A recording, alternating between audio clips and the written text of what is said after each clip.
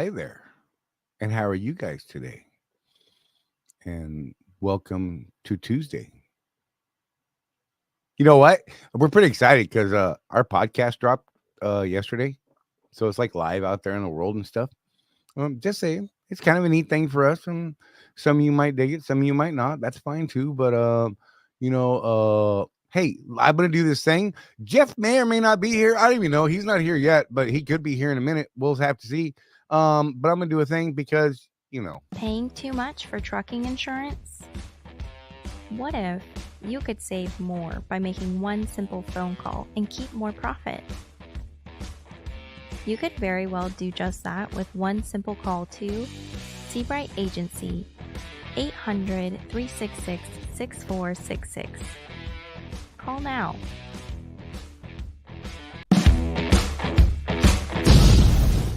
And we're back. I decided to do a short commercial. So, what's going on? Nice to see y'all. I see you guys here. There's a whole bunch of people here. I appreciate it. I got a bit of a sinus thing. I apologize. I'm going to be the whole show. Can't help it. Nobody wants to watch me blow my nose, so I'm stuck. And Jeff's not here to cover for me because I can't go hide. So, I'm glad you guys are here. There was a funny thing earlier today. Matt Nissen jumped on and he made it first, which is a weird thing, kind of, because, yeah. And like, there was like a competition. There's, good Lord. I got Matt Nissen. Craig Hutchison was like right up in there. Look here, Matt Nissen showing his trophy off. I feel you. Show the trophy. James was right there pretty close to the same time. Chris Hamilton jumped up. Trucker Tim, excuse me, hiccups. Yeah, it was like a thing today. It was cool. I enjoyed it. Glad to see you guys. Life on 18 Wheels was here. Maybe still be here. Trucker Tim, I think I said, what's up? Yeah. This Florida trip was rainy first 3 days. He said he's going to blame me. Then the rain ended yesterday morning. They're over there in St. Augustine. That's a neat place. I really dig that lighthouse. It's kind of a spooky spot. I'm just saying. If you've been there, you know. If you haven't, whatever. Go check out. That place is cool. St. Augustine is a neat place. There's crazy, crazy old history there. Look, Chris Thieves even talking about thinking I thought I might try my hand at, and yeah, it didn't work out. But it was a good try, Chris. I appreciate it. Let's see who else we got. Josh McClain was in there. Jonah Green. Wimpy McPope, man with a million excuses. Says he just wants out of his truck. He wants his life back. I don't know, man. I feel like you need a hug, bro. We should hook up. And me, you, and Matt Nissen, we'll all hug together. We'll be like, what's up, bro? I'm just saying, man. I feel like you need a hug. I don't know. Sometimes it works. Sometimes it doesn't. It's not like a weird thing. If you think it's weird, it might be weird. James Vaughn was trying to guess what the fuel surcharge was going to be for Swift this week. It didn't change. It stayed the exact same. There you go. Michael Fowler is in here. Bitcoin John was all up in there. Michael's asking where everybody's at tonight. Check in, y'all. Where you at? What's your 20? Let's see.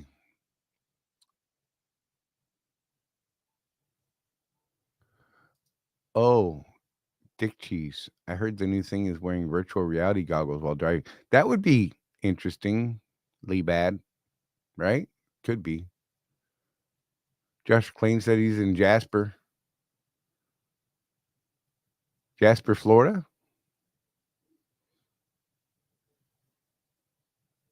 I don't know. James is on I-5 in California somewhere. Chris said, "Where's Jeff at?" He's he had a load to deliver like an hour ago, and so hopefully he's getting that squared away. Coach's ugly sweater. Hit the like button, slackers. I can't read today. I just got up from a migraine, so I'm a little. I wish I could take drugs for it, but I can't take good drugs. CDL and all. Hit the like button, slackers. Cue the commercials. Let's get this party started. I like that. Did you see that comment pop up when the video was running? Because I tried to put it up. I don't know if it did or not. Hey, Barb, good to see you. Glad you're here. CW, good to see you, sir. There's John C. in Southern Georgia today.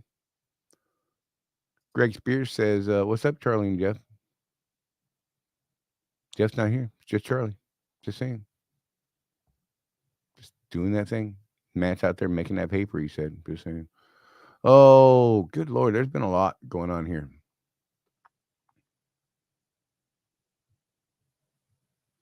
Yeah. Can you get some glasses from Narc? He's quite stylish with his goggles. He is. I mean, look at the one in the behind me right there. That's probably actually my favorite pair of glasses that he wears. I'm just saying. I dig those. Hey, look, there's my beautiful wife. Hi, wife. She said, "Hey, everybody," in case you missed it. Chris D said he's in Lake City. Good. Hope you're making some money. Sean, absolutely, sir. Squirrels, they're everywhere. They've been getting me like bad. Just saying. Oh, Lake City on standby. My bad. I missed the end of that part. I apologize. That sucks. I hate when that happens. So, how did your guys' week go this week? Mine was not great. I mean, I made some money, not a ton of money, but it wasn't awesome, that's for sure. I had to work one less day than I intended to. Normally I try to work at least 4 days. Yeah. Had a VA appointment. I had to do the VA thing on Thursday for compensation pension stuff. Yeah, I've got some crap I'm getting added to my list of wonderfulness. And yeah, it's kind of weird. I think that's why my sinuses, I'm coughing. I literally think that doctor gave me a cold or something, or I don't know, cancer, something. I don't know. Like, it's bad. Riding solo this week. That would be weird, Chris. Like, I keep talking about doing it, and I last like a couple days, man, and I'm like, I need my baby. I need my whoopee. I'm broken. I got a new comb. Check this out. It's carbon fiber. I don't know if you can see that very well. This sucker's stout, man. Carbon fiber, y'all. Wonderful company. I'm gonna throw a shout out. Chicago Comb Company. That's right. That's my new beard comb. Just saying. I dig it. It's pretty awesome. Helps with the old right. Just saying, man. I dig it. Right, Chris? Like it's weird, bro. Like I don't even know how to do it. I can't. Oh, let's see. My glasses, my eyeballs ain't working, so I'm like tilting my head to read more because my eyeballs are just out of adjustment today. Migraines, man. Gosh. Okay. Full sends heading out. Got to roll to Dallas. Roll Dallas to Oklahoma City. I'll be listening. All right, man. We'll see you, Sean. Good to see you, buddy. Thanks for checking in.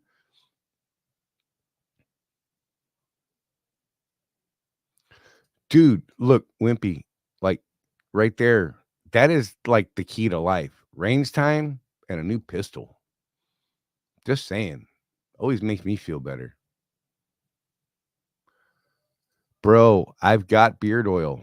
I'm telling you, I've got products, man. I've got a ritual now. Like I have a daily routine. Don't judge me, but I have a beauty routine for this monster that I'm working on. I may actually restart it because I didn't let enough fill in underneath. I waited too long to let it start growing, so I don't have a lot of backing support.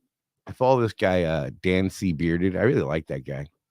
Him and his wife, they're fun to watch on TV, on the YouTubes. Anyhow, dig that guy. I'm gonna put his name in for any of you beard people. I think he's awesome. Dan C. Bearded. I think that's right. Wait, let me find him. I'm gonna put. You know what? I'm gonna put his YouTube link in here because I dig this dude like for real.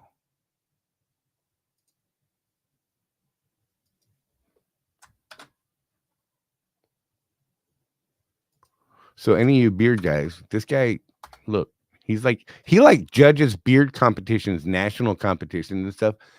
Dig this dude. And I'm just saying, I really like the advice that they've given me. I've never been able to grow a beard before in my life. This is like a whole new experience. I apparently am now a man. I can grow a beard. It only took me 50 plus years to be able to do it. Just saying. Weird blood, I guess.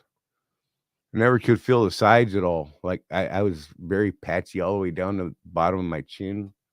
Couldn't now all of a sudden it decided it wants to grow.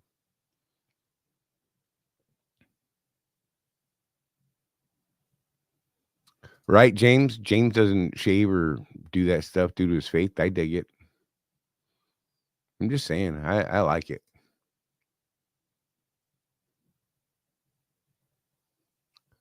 Wimpy. The concussion from the 50 shakes the walls. I don't think I'd shoot a 50 indoors, bro. I'm just saying. I don't know. I feel like that would be sketchy. Anyhow, any of you beard guys, go check this guy out. I dig him. I like their stuff. That's who turned me on to these combs. I'm like digging it. It just showed up today because plastic combs are crappy, and I didn't know that about combs. That they got like little sharp bits down here in the very spine, right? And they'll like rip your beard and give you split ends and nonsense. And I know it's weird. Whatever. How did how did I end up here? I don't even know. Oh, because I got excited about my new comb, Chicago Comb Company. I think it was only like $14. I think I paid 24 for both of them. I bought two, same comb, identical comb, big teeth, small teeth, half and half, 7-inch comb. One for the truck and one for the house because I keep a little bag that I keep walking back and forth in. I have beard wash and oil and stuff. Yeah, I dig it. That weird? It's gotten weird, hasn't it? This is what happens when Jeff leaves me alone. I go off on these weird little tangents, and then he's like, "Bro, what the heck are you doing?" And now I just dropped my lighter. Oh gosh, it's so far down. Heard through the grapevine that the load board is. Oh my God, do it life on 18 wheels. Let's just get it over with. Heard through the grapevine the load board is for sure a thing now. Something to do with new labor law coming out. Yeah, it's got nothing to do with the labor law coming out. This has been a thing they've been working on. They said the other day 90 days. Whatever. Just over it right now. I don't think it's going to be anything of what most people are expecting. And Jeff and I have been trying to explain it to a lot of people, but nobody wants to listen to us. That's cool. What do we know? Pardon me while I light.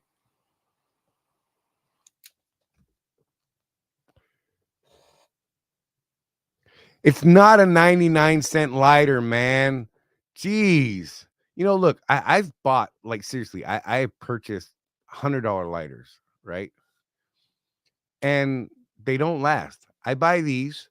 They're, who makes this? I think it's a Vector lighter. Can't even remember. I think Vector makes it.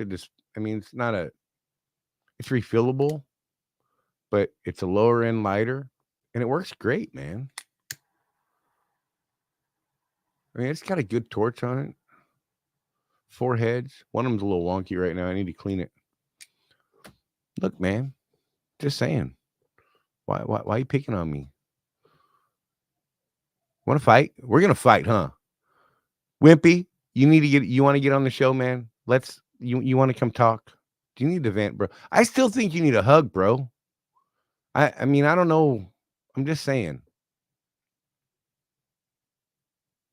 Hey, check this out. I'm gonna put in a website address. What is it? Oh wait, I could just copy it from up there. That would be smart. If I knew where it was, I would do that. There it is.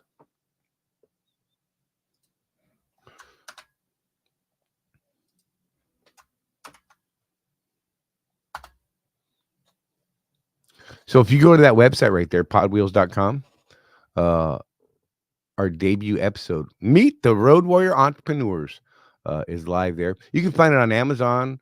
There's a couple other places it's out and floating around, and it's slowly populating to other podcast places such as Spotify and that sort of thing.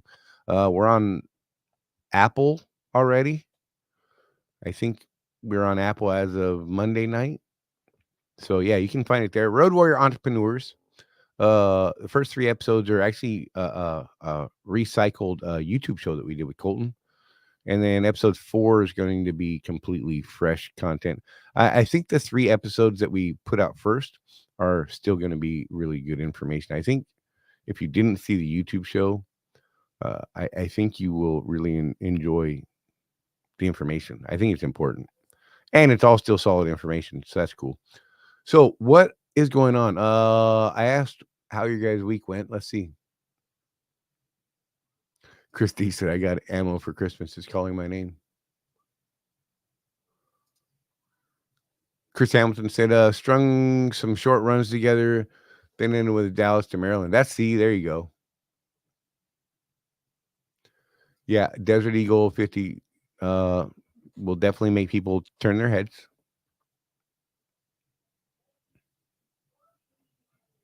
Life on 18 Wheels said, did absolutely amazing last pay period this week. I feel that.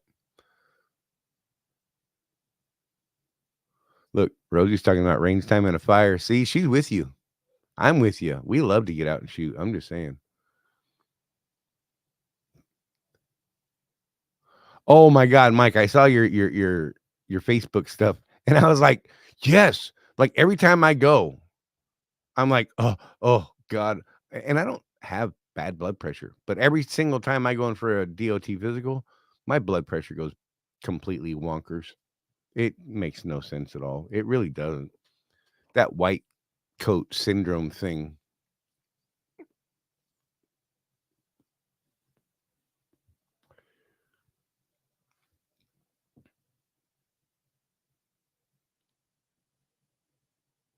Greg said, what about doing the podcast on YouTube? Kind of, I mean, we could, but it's actually a lot harder to do that way. The podcast, the way we record it is we can actually do 2 in a day or 3 in a day even, and not have the stress of, how everything looks and that sort of thing, and then go back and edit it. Whereas most of what would be on Facebook, we would record it live and it would just be weird. I don't know. We could record it, but it's a lot more work cutting that down. I like the audio format, honestly. I mean, not that I don't like the video. I like doing these videos. I like doing these videos like this, where it's, people got questions, people got things they want to talk about. Man, that's what we do. I like this format that we're doing now, where we're more community driven versus coming in here with some sort of, idea of what we want to talk about and that sort of thing. I mean, we might come in here on a Tuesday and be like, oh yeah, I want to talk about this thing that happened this week. But beyond that, I don't know. It's a lot of work on this part of it, and it can actually be quite stressful. I know it sounds stupid, but it can be. Maybe we could get paid in bullets. Dude, I would take half my check in ammo, I think. I think that would be cool.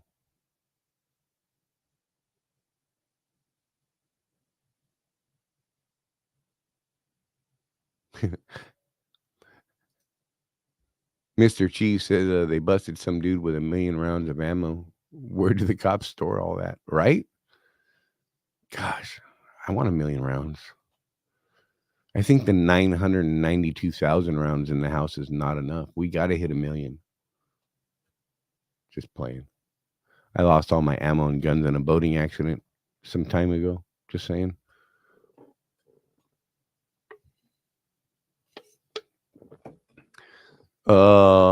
Planning your physical early, had to wait 2 months for an appointment to get mine. That's crazy, bro. CW said that, in case anyone was wondering. Yeah, no, that's crazy. So I yeah, no. Mm-mm. I just let Swift tell me wherever the hell they want me to go. Literally, they pay for it.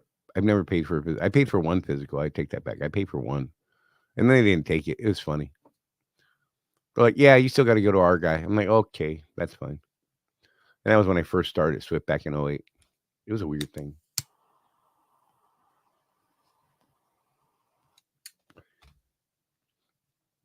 I went to back in '08. So I started driving in '04, and then I quit FFE and took a couple years off. And in '08, I had to, I wasn't reactivating it, but I didn't have a DOT card at the time. So I went and got a DOT card and hired a guy to kind of give me a quick little couple day refresher in driving because I was like, I don't know, man, I don't want to fail a road test. That'd be silly. So I hired a guy to do my road test or to retrain me. I don't know. Words are not my friends today. And when and so I had to get a DOT, a brand new DOT card. DOT card. Gosh, mouth words suck. Pain. Pain. Anyhow, and then when I go to my orientation like 2 weeks later, they're like, "Yeah, no, that's not good. We have to do a new one." I'm like, "That's fine. That's weird."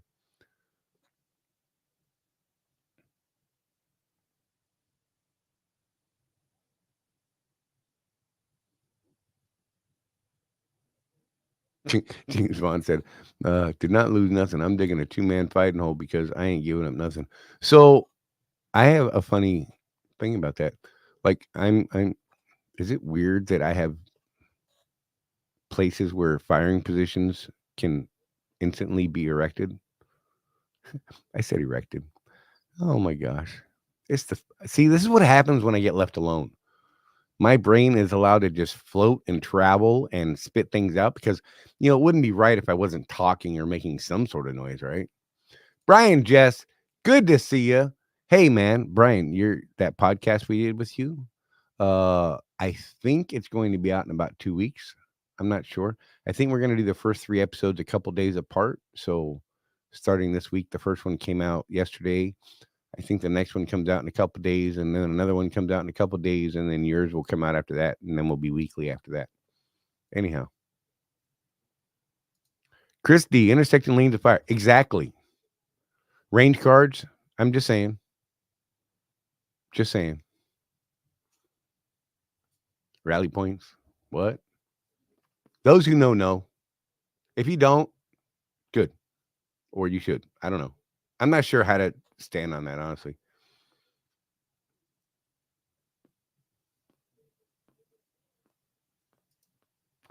I tried the Swift route and they told me my sleep apnea test was wrong and wouldn't give me my physical because they said the sleep doctor was wrong. That's interesting. So I've never been called in for the sleep apnea stuff since I've been trucking. Now that I said that, I'm probably screwed. Great. Just saying. Dang it. Now I'm just going to stress over that. And my physical, I got to do a physical next month, like the 14th, I think, or the 7th. I don't know, something like that. That's right. Shift fire. Just saying. Whatever. What? Yep. James said it. Yep. So this week, I don't know, man. If Jeff doesn't show up, this may be a short show. But you know what? I'm gonna do a thing just for fun. Let's say, yeah, I can do that. If anyone would like to call, feel free. The phones are open 813-548-3722, or you can dial 813 live SEC. I really need to change that live SEC and change the whole number because that was when it was the live SEC. That's the number I had when we were actually Swift Contractors Corner. And then we changed the name and got rid of yeah, you know what I mean? So I need to change that. Maybe I'll try and update that next week. That's a weird thing. But it's still a good number. 548-3722. Lines are open. If anyone wants to call, feel free. And maybe you could save me from myself on this show. It could be fun. Could be bad. I don't know. It's a weird thing. Oh, the Memphis in-house doctor. Yeah, I never did dig any of that in-house stuff there was a weird thing with them and the CPAP machines. I'm just saying. Can't prove it. Super Contractors Corner. I like it. Super Contractors Corner. SCC. There you go. CW. I need you to do some marketing for us. I'm just saying. Victor, Victor, Victor, hermano, ¿cómo estás? Bien? Ah. Oh, anyhow. Trucker Dan. Oh, Trucker Dan. Hey, buddy. I always want to run off a pier when I see Trucker Dan. Not in a bad way, but like, hey, Trucker Dan, splash. Is that weird? It's probably weird. Does anyone that requested the spreadsheet does anyone that requests a spreadsheet use it and have any input? Hey, yeah. So Matt put out that spreadsheet. And if you got it from, are you guys using it? Because yeah, that's a thing. That'd be a bummer if they're not. Victor, Jeff is somewhere, man. I don't know. He's supposed to be making a delivery like an hour ago, and then he might be popping in. He should be popping in. I don't know. I got my phone on like ignoring the world, so who knows? He might even have texted me.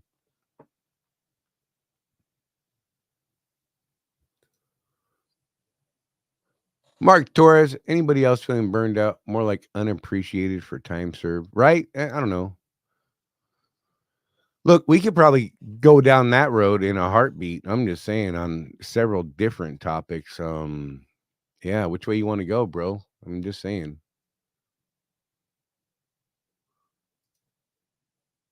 Wage slavery rules. Make more money to buy more stuff. And that's actually kind of one of the things that we try to tell people. Look, just because you're making more money doesn't mean you should buy more stuff. You know what I mean? I mean, unless you really want it. But then you should do it within a reasonable manner, right? I'm just saying.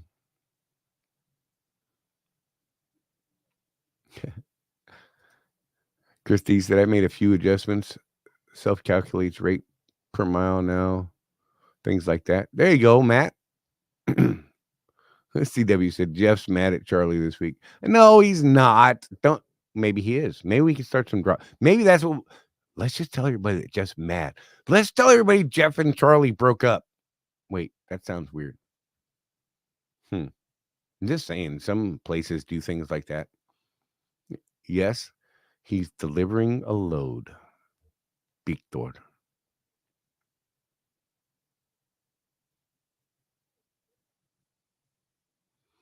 Greg Spears, have you heard anything about putting on the OPS on a lease truck? Yeah, they keep telling me no, like flat out, just no. It's still a thing. I want to do it, but I haven't done it. I had the OPS, like I have one. I have a brand new one still in the box. I'm just saying, there are some things that eventually will come out, and yeah. I know, right? James, Rosie, come save your husband. What's wrong with you? Good Lord, woman. She probably already tuned back out. She's like, I'm out of here. He is just going to be a train wreck tonight. Like, I literally just got out of bed a couple minutes before the show because I had this migraine kicking at about 3:30. And it was just whooping my tail. And I mean, whooping my tail something fierce.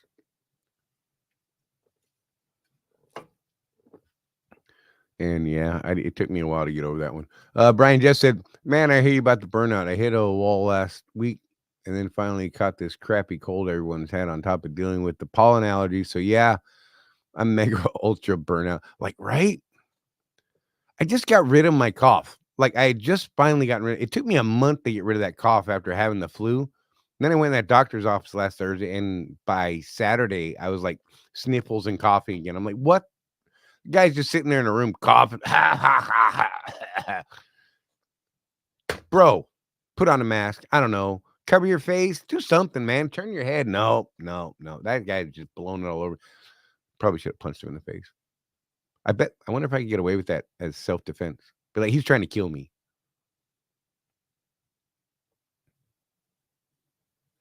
Who's open after dark? Let's see this creating parking.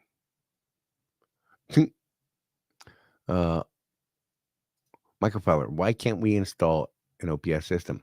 I keep asking that question. I ask it over and over and over, and they're like, well, we tried it once before. And let me tell you about how they tried it. Okay. They put it on a couple trucks, and I'm thinking probably a couple of uh, company trucks, right? Or contractors who really didn't understand what it was used for. And because what I got back from the people in the shop that knew about it at all, the whole experiment that Swift did with it, they're like, yeah, every truck that had an OPS on it blew the motor. I'm like, how, what? They're like, yeah, they all blew the motor.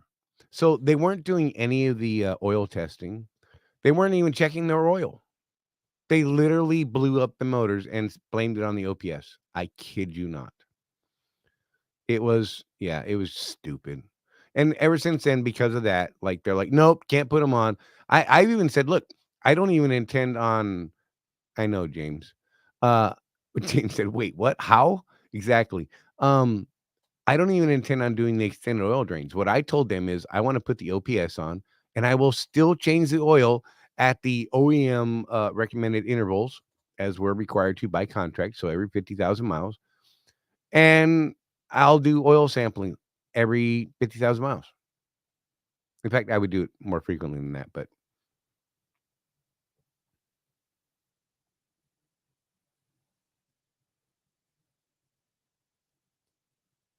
so, Mark, I don't remember them ever letting us do it. I know that they did it for a very small group that they tested with, and nobody used them correctly. I mean, that's literally what the shop and the people involved told me. They're like, yeah, it was supposed to do all this cool stuff, and they didn't even change filters. They literally didn't even change the OPS filter. They didn't do any oil samples. They didn't change the OPS filter, and they never even checked the oil. So they blew every motor up that had one on it.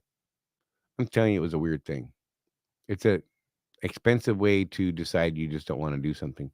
But if you actually follow the directions, utilize the equipment properly as intended, just saying.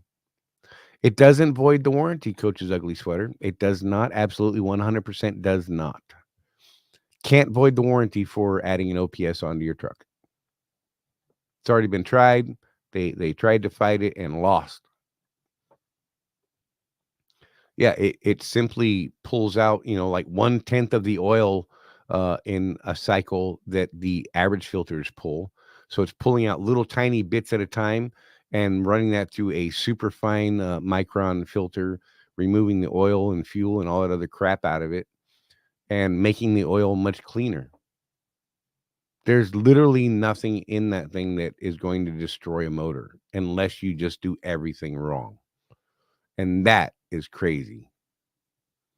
I mean, you have to work to let it do something wrong or work at it, right? Mike Henderson said it's like when they tried the APUs, they gave them to teams and trainers. That's funny. I had one and loved it, but barely used it because I was a really hard running trainer back then. Exactly. I'm telling you, they set these things up to fail from the start because then they can say, oh, look, it doesn't justify the means. Yet we've got people who are running solo now with APUs who are absolutely showing a positive ROI on it. I mean, it probably would not be a great ROI for Rosie and I. We really just don't idle very much. I mean, the amount of idle we do is ridiculously low, you know. Sure, okay, so if I'm in Phoenix hanging out for a week, like at Fleet Week, okay, that'd be great, but I'm not gonna buy a $15,000 APU for 1 week a year. That's crazy to me. I'm just whatever. If I was smart, I'd just go to get a hotel room, but I'm not that smart. I stay in the truck. It's ridiculous. There's something wrong with me. So yeah, I don't know. Hey, Mark, how are you and the wife doing, man? You guys doing okay? It's been a minute since we actually talked. God, it's been a long while since we actually talked. I remember meeting you in a PJ's office. That was awesome. We had a good talk that day. We were talking about guns in the truck. Just saying. It's always one of my favorite conversations. Bunch of other stuff anyhow. Yeah, Matt. Matt said the dice are stacked against. He says, I think that that's a true statement in a lot of these things. They're like, okay, how do we build a test that will absolutely show this thing is a failure, even though everything else out there on the market shows that it's like a good thing? It's ridiculous.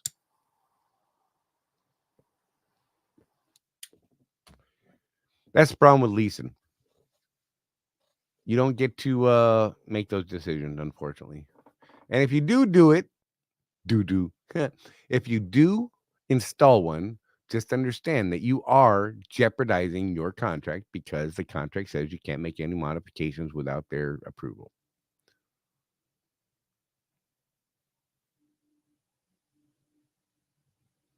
Let's see.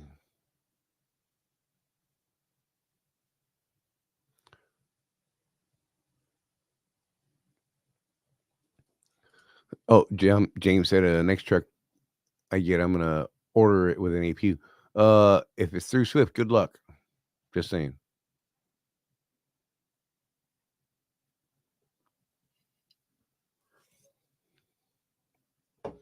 Just saying.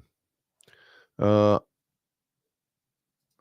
I'm wondering if they set through OPS filter as primary instead of secondary. That would be a catastrophic failure. You're right, because there's not enough flow on the OPS to do that because it's a low flow. And if they did that, that's just stupid.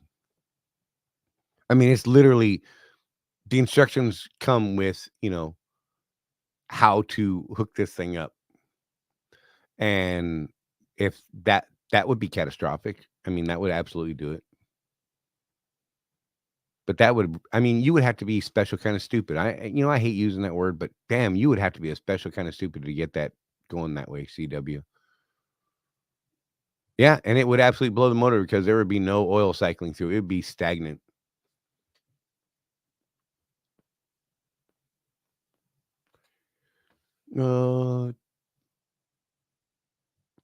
Trick or Treat Mass is the same week every September. I was thinking about planning to get to Phoenix for this year. Wanted to look at accommodations at my Blue Green Resort in Peoria. It's pretty close. It's right around September 11th. It's usually that week of, right around there. I don't know if they put it out this year or not yet. I don't know.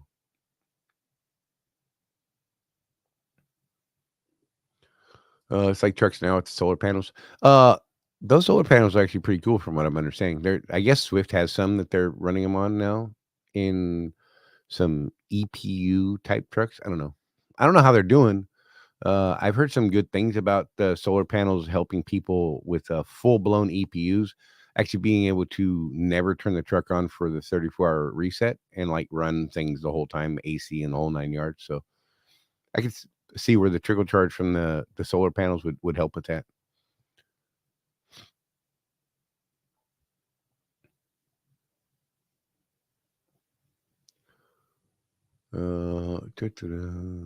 Yeah, only select drivers have them. It's a test fleet that they're running it on. Driving during the day is such a different experience than driving nights. Different breed of driver, like for real. I don't know. Mark Torres said, "I've been hearing a lot of talk about drivers not going to New York. Do you know what this is all about?" I just now heard about this today, and I don't know anything about it. I do apologize. Like I said, this week was a little scattered for me. Just trying to get out there and make a couple bucks. I don't know. I don't go to New York anyhow because I can't carry a firearm there. So that's just me. I've kind of had my own boycott going on there for years. Just saying. I don't go above New Jersey. New Jersey's bad. Hollow points. Too much jail time for hollow points. That's ridiculous.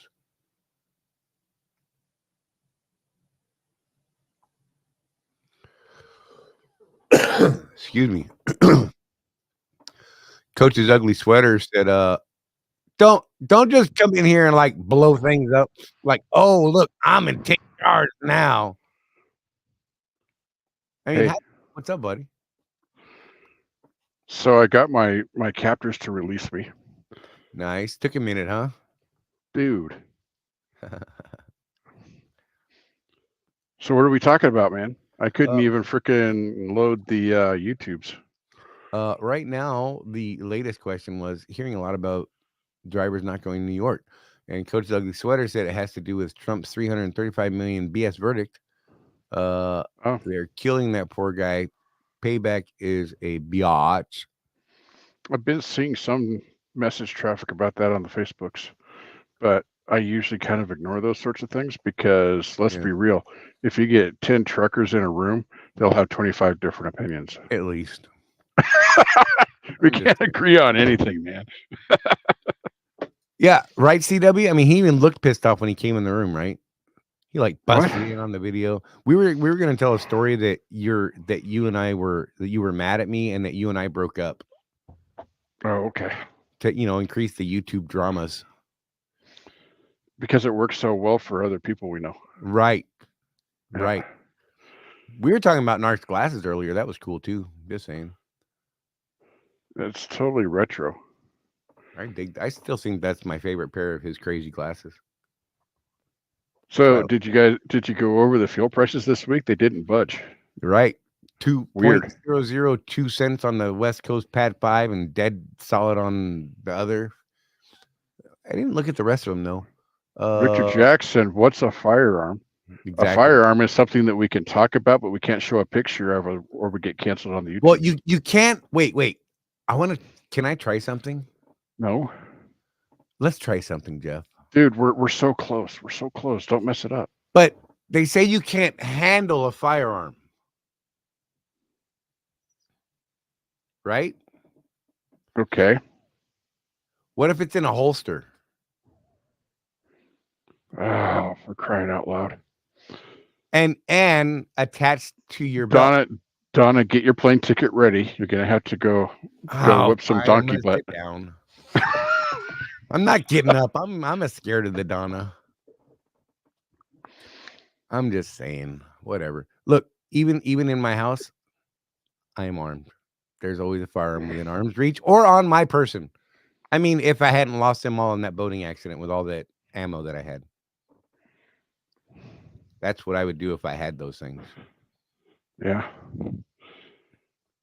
We were just talking about the OPS and how Swift did try them at one point and failed. And CW threw up a cool hypothesis. He's like, I wonder if they somehow set them in line as the main filter line, because that would explain how they blew up every motor. Yeah, that would explain how they blew up every motor that they had. No, that would require you not to read the instructions on how to install them.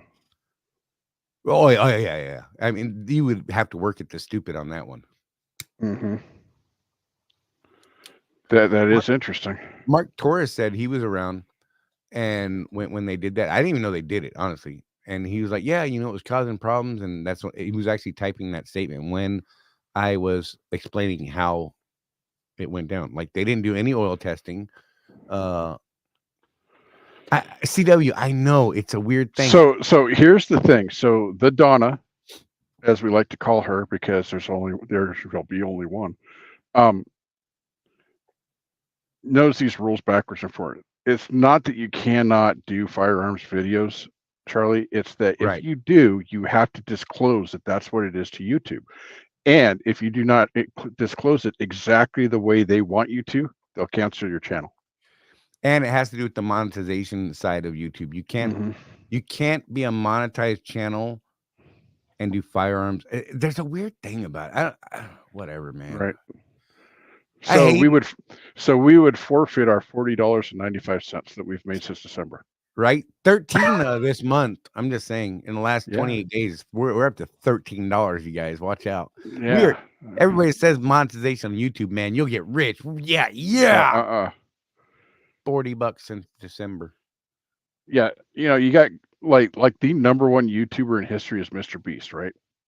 Right. And he even tells people, it's like, look, man, until you get like millions of followers watching millions and millions of hours of footage every day, it's really not a thing.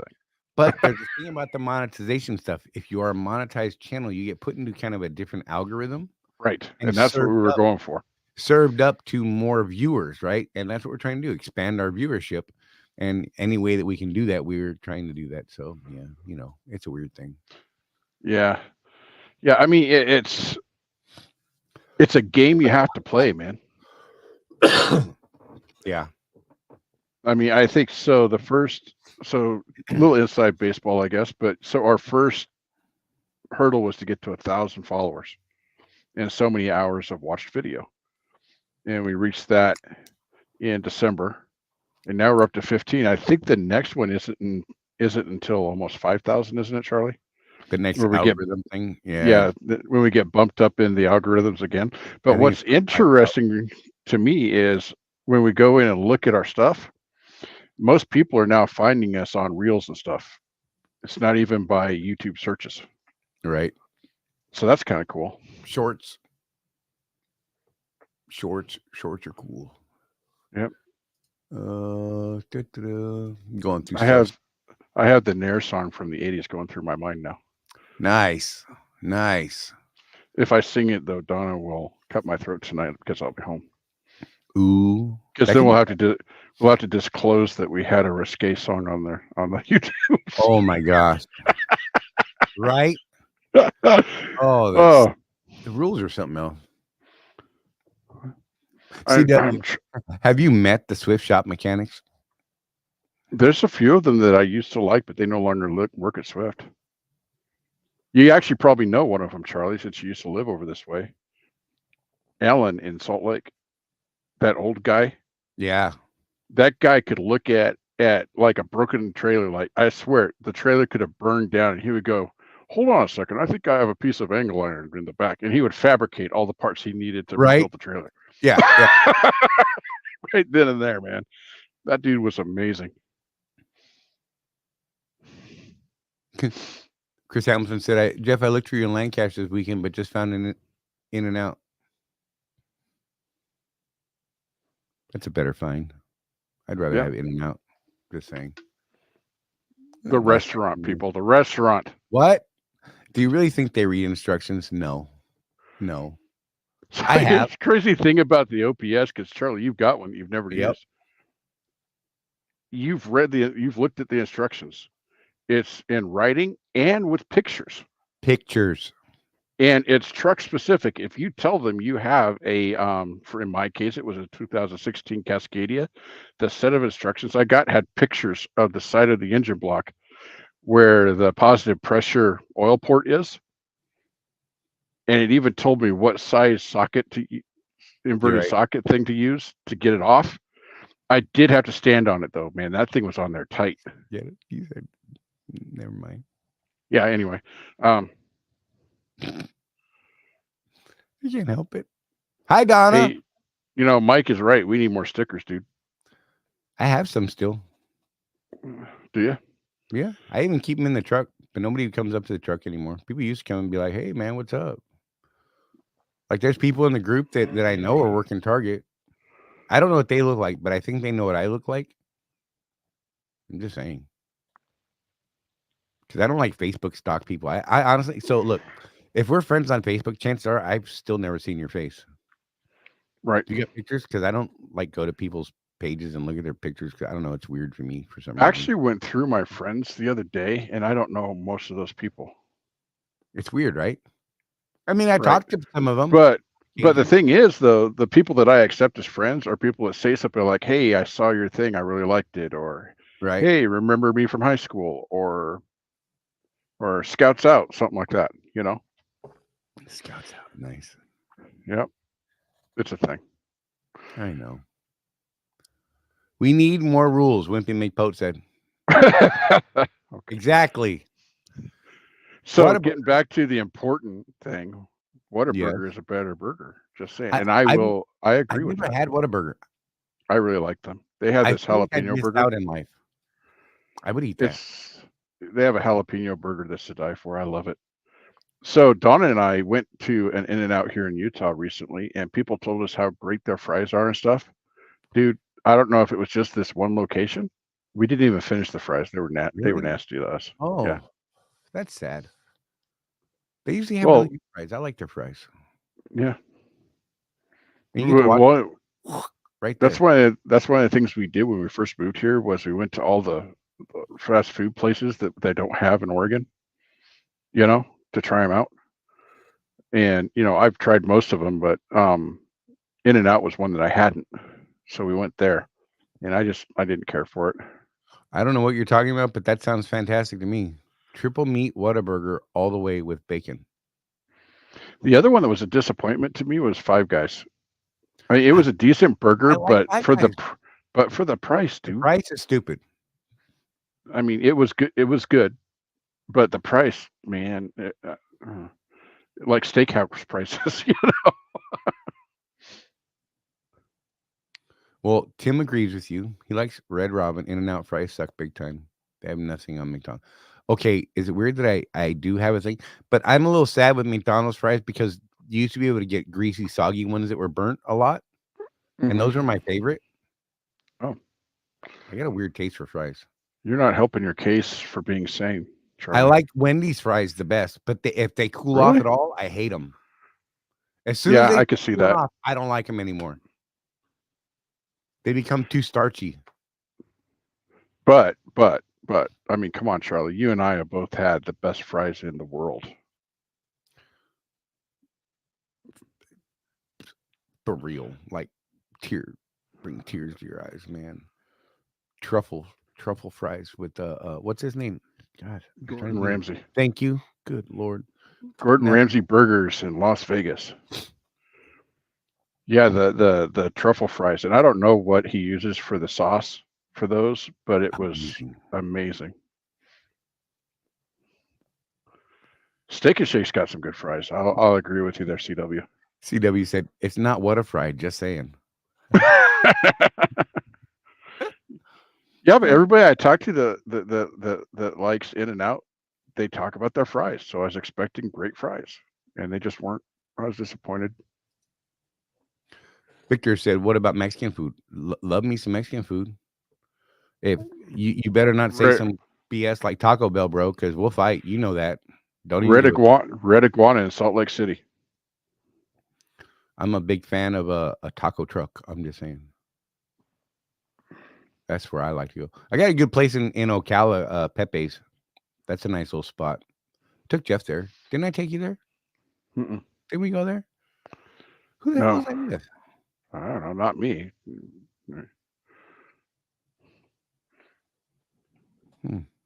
Oh, no, it was Bob McDowell, a guy from Target, and someone else. I can't remember who else went. That was interesting. Charlie blowing up the toilets. That's funny. No, man. I live on Mexican food. I love Mexican food. That's why I got me a Mexican wife. She cooks. Her mama made sure she knew how to cook. I'm just saying. Oh, you're making me sad, Matt. They're not coming to Warupa anymore? That taco truck? They were freaking awesome, dude. They used to have a guy, a lone wolf guy that would come into West Valley. That's where I'm at now. With his little taco truck. And dude, that guy's food was fantastic. What's up, Nick? Good to see you, buddy. Glad you're here. Nice to see you. Hope everything's well. Chi-Chi's. I don't know if it's the same one, but there's a place, Chi-Chi's up in North Carolina we used to go to, and we would make sure we took somebody new there every time, and it was always their birthday. Because they came out and sang to you. It was fun. Give you like a little dessert and stuff. Michael Fowler's going to Vegas in April. I was curious. So we aren't kidding. We looked each other in the eye, and we literally had tears. It was amazing. After our first bite of that hamburger. Absolutely recommend the truffle fries with the burger. Like, oh my God. And Rosie was able to taste things in that restaurant for the first time in like, what, a year? Yeah, and she had the Rona and lost her taste. Like, she still can't taste things. It's weird. And she absolutely was just like in love with what was happening because she could taste like there was all these flavors and oh my gosh. Mm-hmm. Just saying. Oh man. So Jeff, how did your week turn out? This is the best week I've had in a long time. Nice. Final numbers aren't in yet, but we're looking at close to 3,000 miles this week. Remember that load I was telling you about? Mm-hmm. I'm not getting paid for it. What? Yeah. So we have this backhaul customer, Ready Pack. They do packaged salads. And it was weird because they didn't give me a real bill of lading. They gave me this trailer inspection sheet and their working sheets on what they loaded, right? And that's all the paperwork they gave me. So I'm like, okay, whatever. I had to sneeze.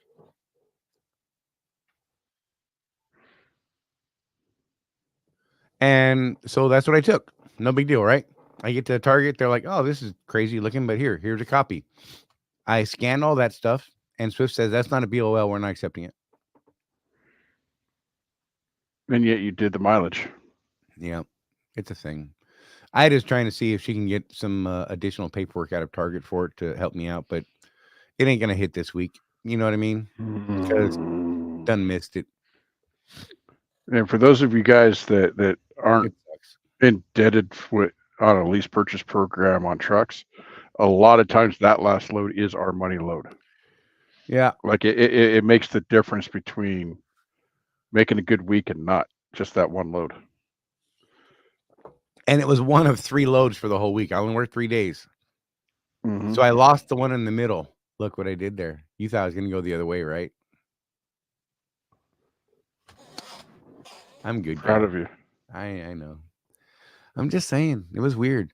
But yeah, so like I have it right. Like, this is the weird, stupid page. Whatever. That's what Target signed and gave me back. I'm like, okay. I mean, it is what it is, right? So whatever. It'll go on. So, so you automatically went on the Facebook so that everybody could see your pain. Absolutely. Yeah. Oh wait, let me do that right now. Let me get on Swift Drivers official page. Okay. I'm gonna get in trouble for this one if this person ever learns anything about this, but whatever. I'm assuming a company driver got on Facebook today, a female, and was upset that someone had PM'd her in the group. I don't know what was in the PM. It didn't sound like it was inappropriate thing, but it wasn't on the topic that she had posted a comment about. And it was unsolicited. And Swift got on there and said, please PM us right now. And then the post went away right after that. Because I was like trying to leave comments. I'm like, I personally, if I didn't want to receive a PM, I would just reply to that person and say, hey, I'd like to not private message with you. Right? I usually just ignore them and say, right. But they brought it to the carrier, and I thought that was weird. And then the whole thing went away. So then I put a post up there on the Swift Drivers group, which may or may not still be there because of the way things go sometimes, with instructions on how to set up your PM authorizations. I mean, you can make it so people that you don't know can't send you a PM. There we go. That's better. There you go. Look at that. Technology, man. Right? It's crazy talk. So Chris Hamilton actually got his first stack this week. Nice. So I was there's been a lot of interest in, hey, how's OTR going?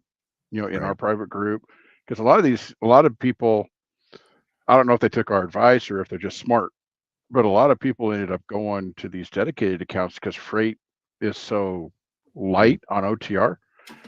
You're into the fleet average on OTR being 2,000 miles a week, which is terrible.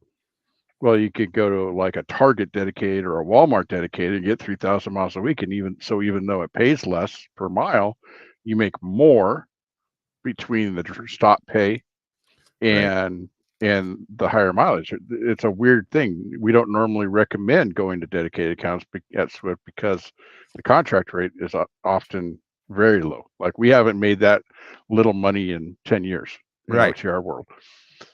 So a lot of guys did that. Well, now with some of these accounts, they're seeing their mileage drop down to that 2,000 miles.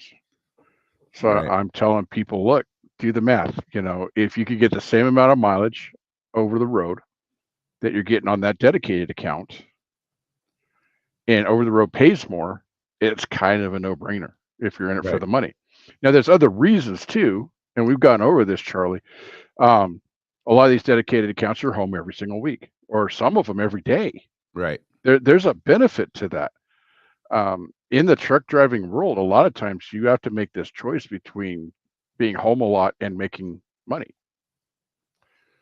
A lot of the day cab type situations are still only paying $15 an hour, man. Right. It's funny. Jeff and I actually talked about a Prime today. Not Prime. Yeah. Amazon. Yeah. Amazon. Yeah. Amazon Prime. Right.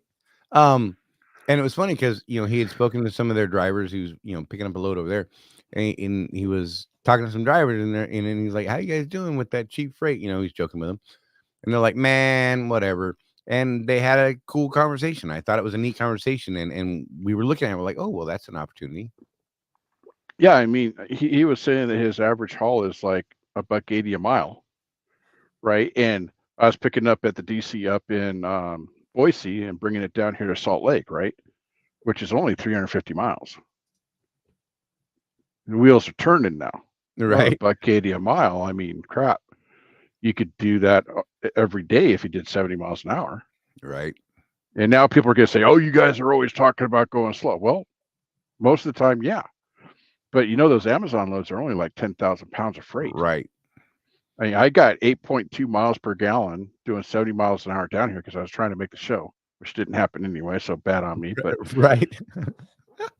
With that 10,000 pound load on I-84 to I-15 to Salt Lake,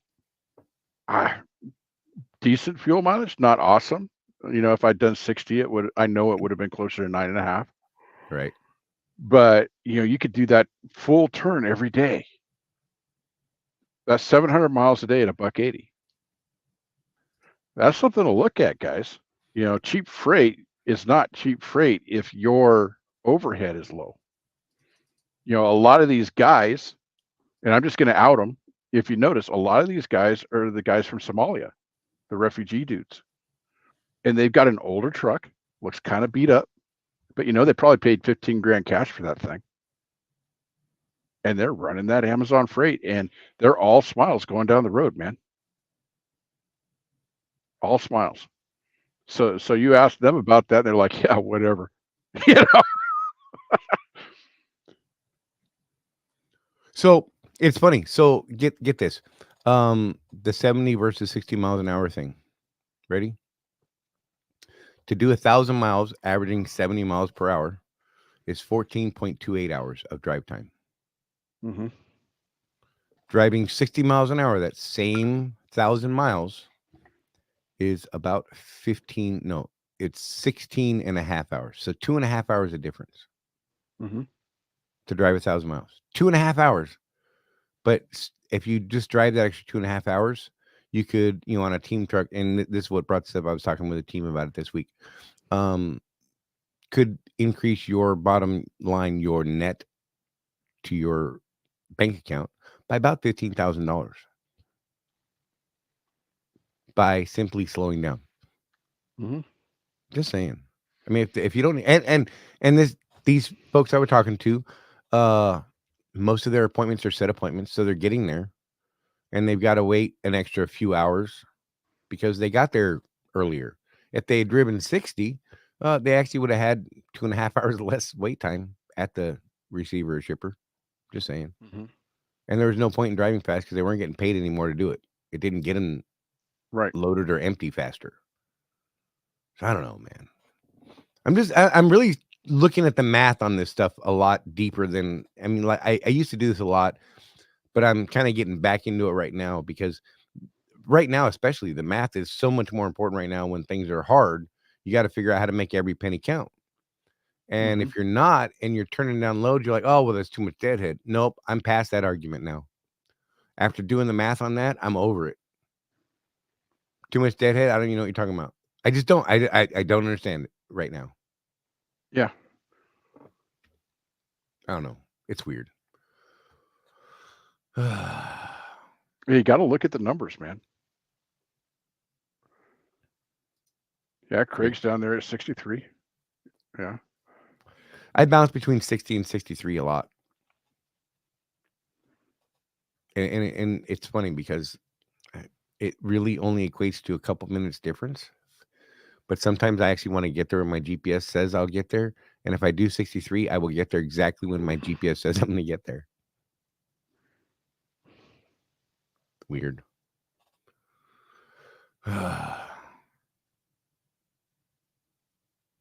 Oh, look. 30-day average at 64 was 10.06. Nice. Now it's trending 62. Just saying, man. Very nice. It's a thing.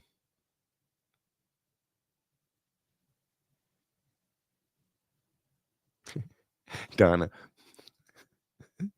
Y'all talking about jalapeno burgers, and I had to change my dinner. And because now I want one. There you go. Make sure you make one for me. I'll be home after the show. No. Only a 40-minute drive. No. Jeff, you're not going to be able to leave for 3 hours. We're going to have a meeting right after this, buddy. Nope. I need to talk to you about our Lord and Savior, Bird Jesus. Okay. Oh, I'm going to heck for that one. That's a terrible angle on you, bro. Well, I mean, my God. What the hell? Got more what do you want from me? Phone book, bro. What is happening right now? You look like an orangutan. What? Stop it. That's not nice, Jeff. Who says things like that? God. What do you mean that? Be like a buck sergeant trying to pass the tape test because he's just a little too heavy. Right. Oh my gosh. You remember those guys? That was funny. I could never pass a tape test, man. I had to keep the weight down because when I was in shape at like 160 pounds, I had no neck. My neck was so skinny. I can't even imagine that I couldn't. 160 pounds. Yeah. I just can't even see it. I'm not cracking on you. I'm just saying, man, that would be really light for you, I think. I had a 6-pack and everything. I was at what was it? 8% body fat there for a while. Matt Nissen wants to know if you ever got the manuals for your 22. Nope. Okay. I'm going to steal yours next time I see you. That would be funny. Pete's calling you on the carpet for language now, Charlie. Donna, what did I say? I said heck. I'm trying to think. I don't. Yeah, Pete says what the heck all the time. Right? I don't think I said anything bad. I do think that he thinks that he's swearing when he says it, though. Oh, well, okay, that's fair. I guess the intent is there. My intent was not to. But that's like kids saying freaking. I'm like, you know what word you're really trying to say, right? They're like, yeah. I'm like, well, then don't say that one either. How's that? They don't like that argument. Yeah, I had a youth leader when I was growing up that said, literally, in the middle of church and everything, it doesn't matter if you say shoot or shit. It's the intent. Oh, Donna, that's fair. Oh, okay. Gotcha. That's fair. I'll take that. Pete, I'm sorry, buddy. Was not into it was intended to be a joke. And you're lucky my grandma's not over there. My grandma. Yeah. I once saw her when she was in her 90s, lightning fast, go and strike my uncle for making a rude comment about Jesus at Christmas. Do you know that I once got popped in the head because I said GD it? And wait. This is the best part. The words that came out of the one who popped me in the head for it, part of the rant that came out of it was GD. Yeah, well. I'm like, wait, that made no sense at all. You just did it too. Yeah, well. Back to like, nope. I'm like, dang it. You deserve a smack in the head. But it's funny. I'm just saying. Yeah. Wait. He said, let me know where to send them to you, Jeff. We'll have to get together. Did you get your hands on a set? He has a 22 Freightliner. Yeah, but did he get an extra set? That's what I think is happening here. I think he's offered me a set before. We just haven't been in the same state together. You know, he's still got my naked monkey butt. We have not hooked up since then. I thought about buying cans of that for my boys for Christmas. It smelled good. Yeah.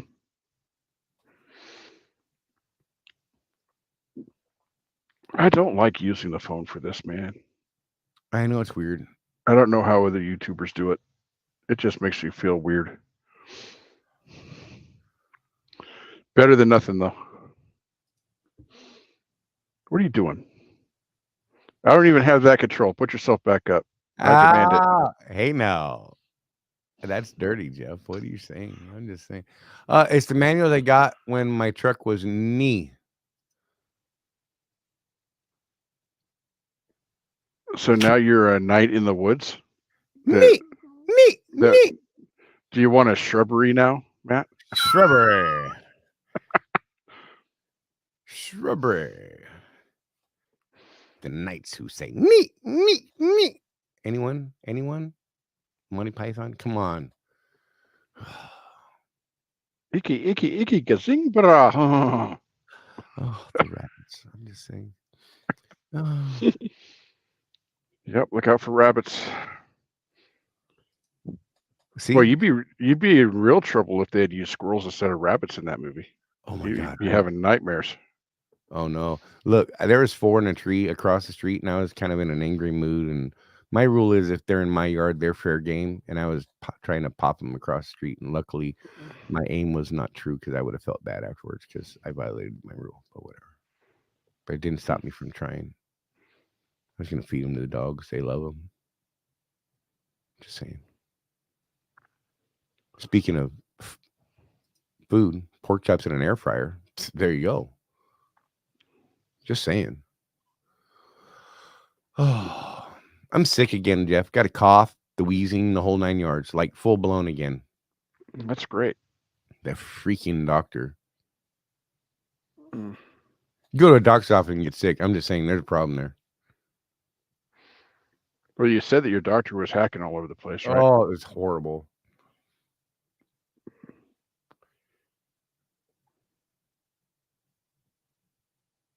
Oh, yeah. Watch out for the turkeys. Did you see that picture in the Swift driver group?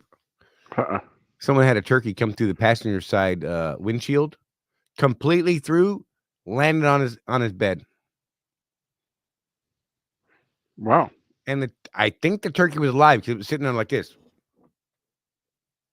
Wow. And I think that would have been something else. It was funny because the post was like, anybody got any recipes for turkey? Dude, it was crazy. I wonder if I can pull that. That was a cool picture. I actually enjoyed that picture. It was gnarly. Let's see if I can find that real quick. It was today. Man, there's so much activity on that Facebook group. Like it's hard to find something you saw earlier on that group. Yeah.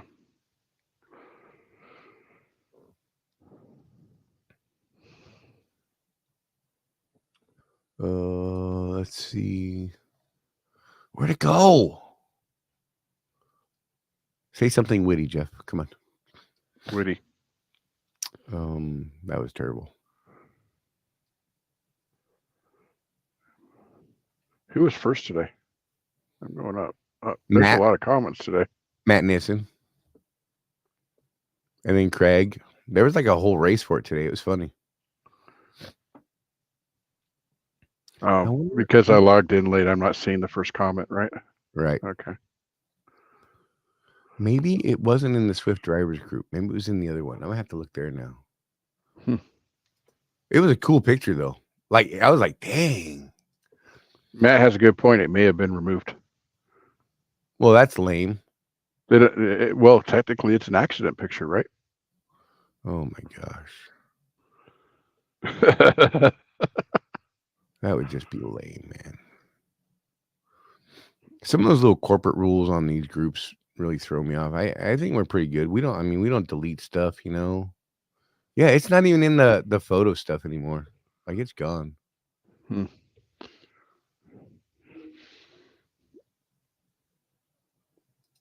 What is happening? Stuff. I didn't even understand what just happened. My computer just did weird things. I'm just glad I'm still here. That could have been weird. Somebody PM me. Yeah. About the fuel surcharge. Julian, what is fuel surcharge for the week? I was looking at the show, but not on there. It's the same as it was last week. So watch. I'm just gonna play last week's. Here. Thing in her bobber. There you go. Oh wait, here, watch. Wait. I'll do it better. Let me change the dates. Make that the 15th. And this is going to be the 21st. 21st is my mom's birthday tomorrow. I need to call and sing to her. Save. And now, look, there it is. Now it's accurate. It didn't change. So, Julian, I'm going to PM him in case he's not actually on the show right now. Did you tell everybody that our podcast went live yesterday? I did. They aren't fully done getting us our own page and stuff, but it's up. I even put a link up to it. I posted a link in the chat earlier about it, and then I posted a link to Dan C. Bearded's website because I got my new combs today. It's carbon fiber, Jeff. Oh, okay. It's nice, bro. Like it's light. It's got big teeth. Yeah. Little teeth. No, nice. it's a good beard comb, man. That's what it's for. I bought 2 of them. I got both of them for like $24. For anyone who missed it, Chicago Comb Company, amazing. Like seriously, like it's just great. I love their product. I had turned on to them by Dan C. Bearded on the YouTubes. My beard dude. Chris Hamilton's thinking ahead. I know I just started, but I'm starting to wonder what should I do at the end of lease because I want to be done after 12 years. And he followed up with, want to probably do a few years without a payment, then possibly do one more lease. So the biggest thing, Chris, is save money. Right. Because even though it pencils out really well to not have a payment, there is more maintenance. Yeah, it depends. So, you know, you might get lucky, you might not.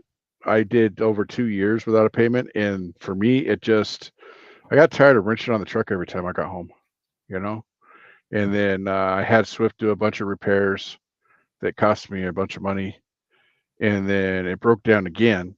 And even though, you know, to get it fixed now probably would not be near what I've spent on it so far, I just felt myself being done, you know? So I got another truck. But yeah, you know, the 2 years without a payment, that's how we were able to qualify for the mortgage to move to Utah. That, you know, you're talking about giving yourself a $32,000 a year raise because you don't have a payment. Right. So we're starting to look more along the lines of how do we grow a fleet of around 10 trucks and then just stop driving and let the fleet earn our money for us. That's where the turkey entered the truck. Wow. Oh, the other picture's not there. What the heck? That's lame. Oh, there it is. Wow. Right? Look. He's like that bird's hard. Bro, you'll never guess what happened. Wow. I'm just saying. I'd be eating that bird. I don't know. He might be too damaged to eat. I'm just saying after running through the windshield like that. That's a thing. I mean, he destroyed that windshield, bro. Just right through it. What is the bird thinking as that happens? Does he know? Did he go through head first? God, see, these are questions I want to know. I mean, it looks like he torpedoed straight through, judging by that hole. I'm just saying. Thanks, Matt. I didn't even see it, man. I kept looking and scrolling and couldn't find it, and then it was like there. Like just whatever.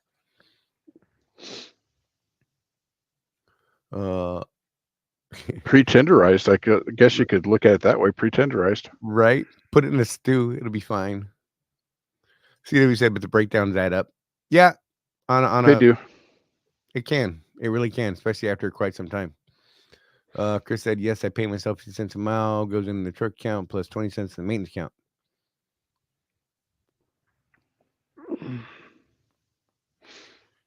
Bird said, oh, crap.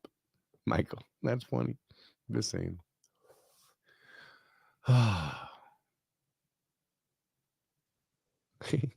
CW. If he went through head first, that thing on his last thing on his mind was his butthole. Just saying. True. But look, we see visible proof. Not. Yeah. He made it through. Intact. Wonder if he used his plain little beak and just. I think You know what? Stuff, bro. I think China trained him to do it. Oh my God.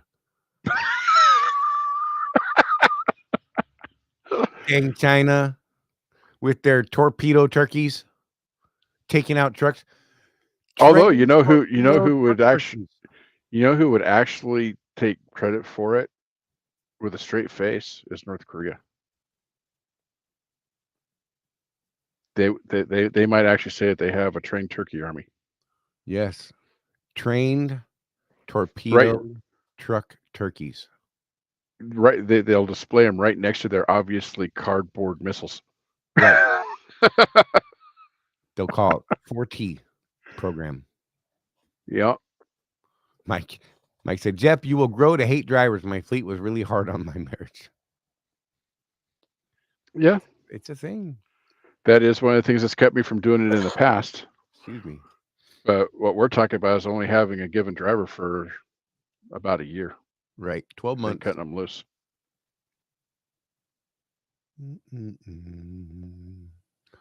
Sorry, going through the Facebooks. We had some interesting stuff go on in the Facebooks this week. That's just funny.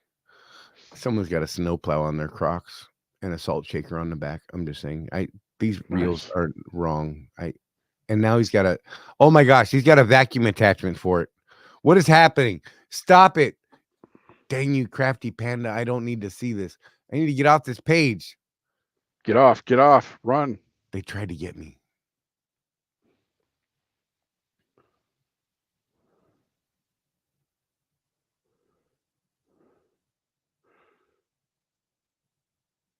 Yeah, Chris, we've thought about this as well. Chris Hamilton was thought about maybe a new opportunity coming along to maybe do a small fleet of day cabs if Papa Swift keeps buying yellow terminals. Right. Yeah. There's probably money in that LTL business. Right. I mean, you've heard us, I don't know how long you've been watching this, but we were talking about that final mile business that JB Hunt does really well. Right. You're talking about final mile, you're picking up a trailer that's been cross-loaded, you take it to the store or whatever, come back and grab another one and go out again. There's so many ways to make money in this industry. It's almost makes you. It's a thing. Oh, dedicated accounts. That triggered Facebook stuff. So contractors on dedicated accounts was a discussion we had, and the legalities of the account saying you have to schedule your time off and go by their rules and all that sort of thing. I remember back on my Walmart, I vaguely remember on my Walmart account that I actually did sign a contract on, said something about I had to follow the account's rules and policies. Right. And that was, now mind you, those rules and policies were not in that contract, but it acknowledged the fact that there were those rules and policies. Yes. And that you needed to follow those things. And then you need to go get those things from the account runner so that you know what they are. One of our guys said, well, I've been here 2 years and they never enforce this. Well, it's unenforced. Well, they are now. Right. I mean, that's a bummer. I mean, and I mean, you can get a lawyer, whatever. I don't know, man. I feel weird about that one because that's why I haven't ever signed a Target contract. Right. Because I'm not scheduling my time off. I can't. I literally can't. I mean, I've got so much stuff that popped up over the last, year and a half. They'd have had to throw me off the account anyhow, just for breach of contract. Right. So I'm like, look, if you can use me as surge, I'll stay as surge. If not, then I'll go do what I got to do and I'll figure it out. Right. I mean, I don't know, man. I don't know, Jeff. Save me here. What's your take on it? I can't save you on that one. No, yeah, I mean, so one of the contribution I made is that when you sign that addendum to work a dedicated account, that becomes part of your ICOA, your Independent Contractors Operating Agreement. And so The way I look at it is you could cry all day long that misclassification is the dirty word that everybody brings up on this stuff. They have too much control over my business. And I always go back to, if you guys aren't aware, every couple of years, the dude that actually wrote the code for the MS-DOS operating system tries to sue Bill Gates. Because how that went down is Bill Gates bought that code from that guy for $1 million back in the 1970s. Okay. Well, obviously, that was a good decision on his part because the dude's one of the richest men in the world now. And so every couple of years, this dude tries to sell Bill Gates a Microsoft because he developed the code. And every time it happens, the Microsoft lawyers show up with the original contract for the sale, hand it to the judge as Exhibit A, and it just says, "Well, sir, is this your signature right here?" "Oh, it is." "Okay, case dismissed." And that's just how I feel about contract stuff. If you sign it, know what you're signing, and yeah, it is what it is. If you don't want to live under those rules, don't sign the contract. It really is that simple, right, Charlie? I think so. Pardon me while I'm texting. You're gonna love this if I make this work. Okay. About this very subject. And you're right about the LTL stuff, CW. That's a lot of driver unloading. It can be, or it could be dock stuff, and they pull their stuff off, and you go on your way. Right. You remember back when Swift was in the LTL business with Central Freight. This is different than Central Refrigerated, guys. Right. But it was a cross-dock LTL operation. And I used to haul for that part of the business quite a bit there for a while. I never touched any freight. I took it from cross-dock to cross-dock. That's what my part of it was. So I think that if you could get a gig like that, the Central one was a little weird because their cross-docks were definitely OTR operation to get it from point A to point B. But looking at where they're buying these yellow terminals, it might be a one-day turn between the two facilities. You go out, drop and hook, come back. Go out, drop and hook, come back. That's what they are trying to build, according to the people we've talked to. So I'm gonna make. Yeah, the other thing about Central Freight, James Vaughn, since you remember them, is that I also noticed that about half of the loads that I would get pre-planned on ended up being canceled. So, and heaven help you if you got one of their trailers. Oh man, those things were dogs. All right, making a call. Watch this. Making a call to who? Ida. Oh. Says it's calling. Ida, are you there? Hi. Oh, hi. So we were just talking, and for anyone who doesn't know, this is Ida. She's the account runner over here at Target in Lake City, Florida. Anyhow, so we were talking about dedicated contracts, and we had a guy that was, that was special. He was upset about the fact that he has to follow the rules about scheduled, off time and stuff like that. And he's like, well, they can't do that because I'm a contractor. And we're like, but you kind of agree to those rules and policies. But I had a question because I vaguely remember on my Walmart contract over at McClenny that there's a line in that contract that said you had to follow the policies and rules of the account. It didn't list those of the account. Right. It didn't list it on the contract, but it said you had to follow those rules and you agreed to that. And so then I had to start scheduling time off and all that kind of stuff. He's like, well, I've been on this account 2 years and they never enforced it. I'm like, well, yeah, they are now. So, but I was curious, does the Target one say that? Because I don't know, because I've never looked at it deep enough to actually understand. You know what? I do remember when I was the owner and I signed many years ago that there was a line in there, and I signed the same one that you did probably for McClenny, right? And there was that item in there. Now, as far as the most updated contract we have, I am not sure. But I'm going to step out on a ledge and say, if that addendum is still in there, that it's very broad just because Right. each account needs something different, right? Because we're super time. You know what I mean? So I have my account set where I'm staffed for 25 no matter what. Right. So if I have 25 drivers or 25 trucks available to me, a certain percentage has to be teams, a certain percentage has to be mentors. And then you've seen my home time calendar. Right. Like it's a full calendar. Yeah. With, everybody I'll pull it up and everybody can see it and look at it. You can see all the blackout dates. I don't hide anything. But I know that with the average percentage, like the average number of drivers and trucks that I have, once I get to this certain level, which my cutoff number for people off on the same day is 4, right? And I know that once I get to that level, if somebody goes on hold or that strain on us and our ability to service our customers. Right. Yeah.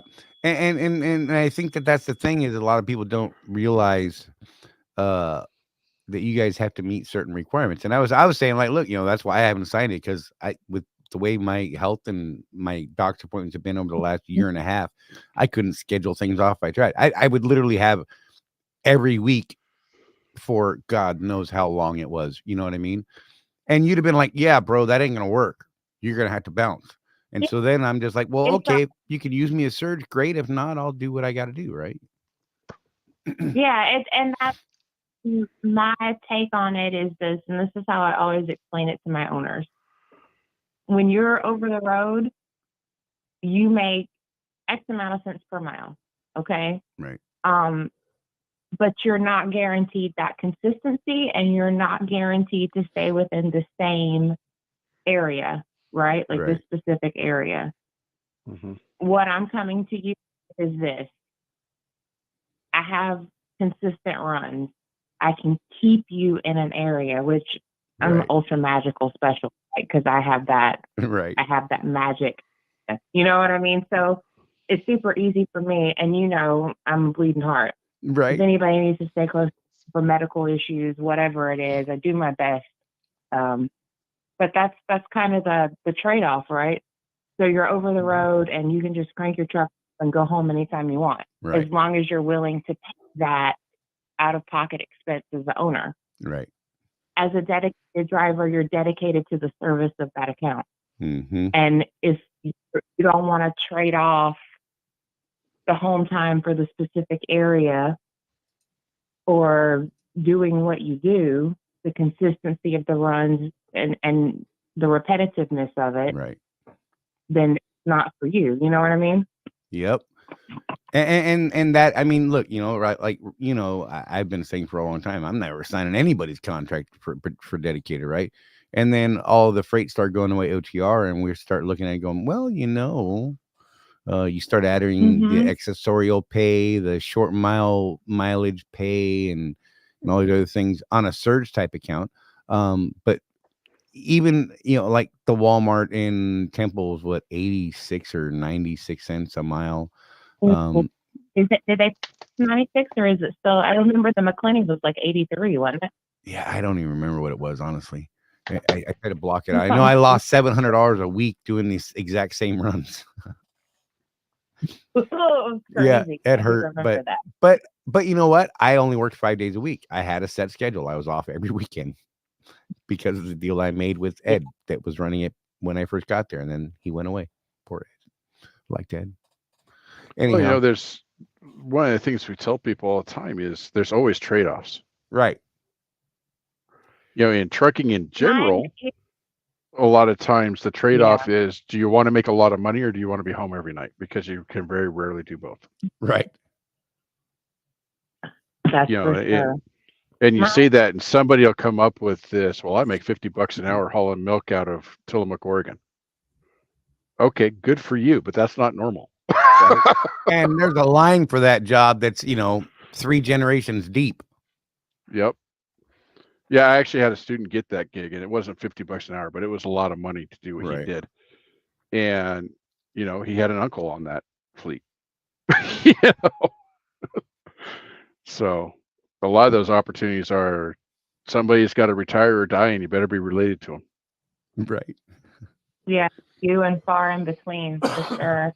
It's 100% a trade-off. It is what you need, and realistically, as much as I love and adore for people to come and run for me, and I like to be able to, keep them out of the hole and keep them making money and stuff.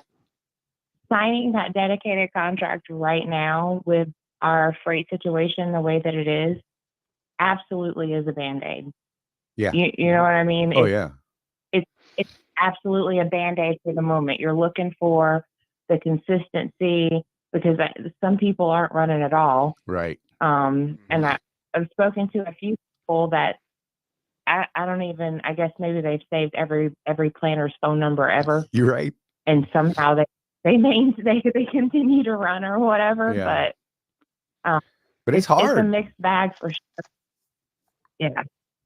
And for anyone who doesn't know, Ida used to be a contractor as well for Swift and other places, and she's done some things, and so she actually comes from both sides of this. Before she was in the office, she was out here holding the wheel and doing some cool stuff. So that's why I like Ida so much. Yeah, in fact, when we really started looking at the dedicated again was about a year ago. I can't remember his name, but I sat down with the account runner for the Target in Phoenix. Right.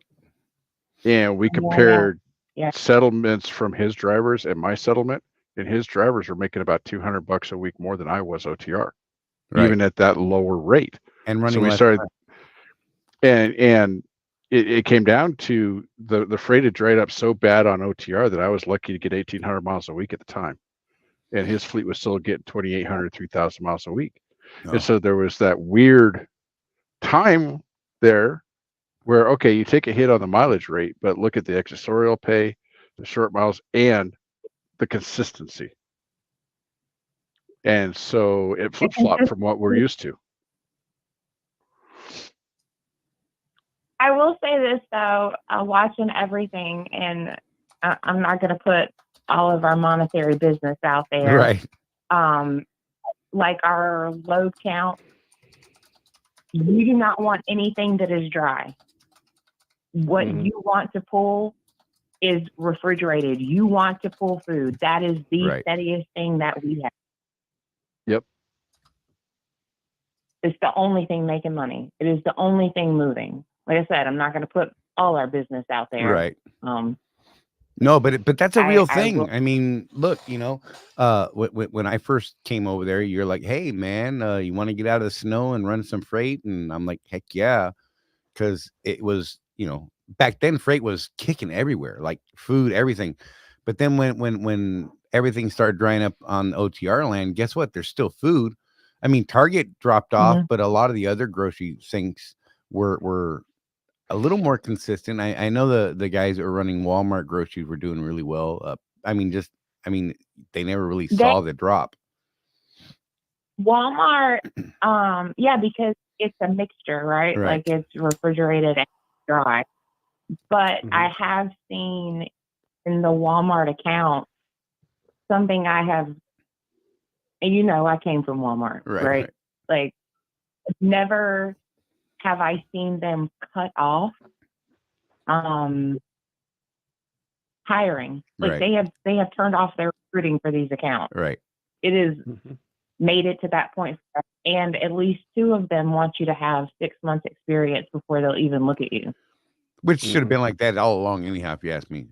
I'm still of the old school where you should have 2 years of great service before they ever let you on a dedicated account. That's my thought. Before I could ever even drive for Target, even as an owner, I had to have the 1 year under my belt without an accident. Right. That's the only way they would accept you. Now, they'll take a student right out of school. Well, okay. Up until recently, they would take a student right out of school, right? And train them on the account. And those people never see OTR. And then they do something stupid and they get thrown off the account. And now they're an OTR driver. Good luck. Have fun. Find a mountain. You're going to love it. You know what, though? When you get the driver that went over the road and then comes to you, I think it's better around the driver. Right. You know what I'm saying? Like, I truly feel like any experience you have to bring to the table that's over the road, owner operator. And I think it creates a better driver. I know a lot of people are looking for dedicated stuff, and I know a lot of people want to be home every day and run in just one area. But if you want to be that it person, you want to go out and you want to get that. It makes you better. Right. Mm-hmm. So Chris Hamilton asked, do we pay for reefer fuel? And I can answer that. We pay for it with our data card, but it never actually hits your settlement. They cover it either whatever account it's on, that account covers it. So it doesn't hit you. And if it does, then you just got to make a call and be like, look, bro, save the receipt. Just saying. Yep. Yeah, I don't know how many accounts I fixed that. Yeah. I was telling everybody that how Ready Pack hosed me this week, Ida. Just saying. I know. They hosed you. I know. I still haven't gotten an email from them with the stuff yet. But it's all right. I'll get it next week, I'm sure. Or it'll be like 4 months from now. Mm-hmm. Today, they turned somebody around at the gate and said they were closed. Oh, well, that's fun. Yeah. We're closed. Whatever. We're done. That sounds fun. That Ready Pack. So okay, we're going way off here. So the other day, the guy that brought me my paperwork was the guy. He's one of the dock guys. I mean, in the full, hairnet and everything, helmet and the 9 yards, and I never saw anyone in the office. There was nobody in the office. He came out. He's like, "Hey, buddy, what's up?" There's some kind of a weird transition happening there. Like we're having to contact like the yard driver. Right. Kind of stuff. I couldn't even get in until the yard driver happened to come up. He's like, no one's answering. I'm like, nope. He walked over and badged his little thing on the button thing and opened the gate. And then I just caught one of the loaders walking through the office. He's like, what's going on? I'm like, Target door 6, bro. He's like, okay. Came out, put the glad hand lock on. 5 minutes later, he's putting, my 6 pallets on. And 45 minutes later, he comes out with this nonsense paperwork that I turned in the other day. I'm like, is there a bill or anything? He's like, nah, man, that's your paperwork. I'm like, do I need to sign anything? Nah, man, just take it and go. Okay. And here we are. I don't get paid for that load right now until they figure it out. Because the paper I scanned was the shipping department trailer preloaded inspection audit sheet. That's what I got back as my POD from Target. Just saying. That's why you should be particular. I don't look at stuff. They hand me stuff and they're like, here, bro. And I scan it and it always goes through. You know what I mean? And that's why we love Rosie more. That right there. You know what? And that's why I'm taking you off the phone, Ida. But not really. I love you. Thank you so much. And thanks for taking the call because I thought I'm like, oh, look, I could call Ida. I emailed you this question earlier, but you didn't ever look at it because you don't like me that much. And I probably should have done it from Rosie's email address. Probably. I'd have looked at it for sure, man. And then, yeah, if it was from Rosie, not from yours. See how she is. Ida, thank you so much. Well, I'll always answer your questions honestly, and love. I'm just saying, I will. Right. All right. You be careful. Get back to the dogs. Absolutely, sir.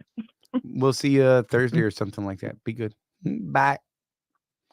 Bye, right. Felicia. Bye, Felicia. So yeah, that was Ida. She runs the Target account in Lake City, Florida. I like her. She's good people.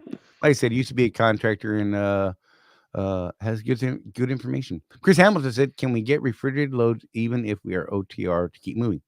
Sometimes, not a lot. But the thing is that the way Swift is structured, there is a reefer division and a dry van division.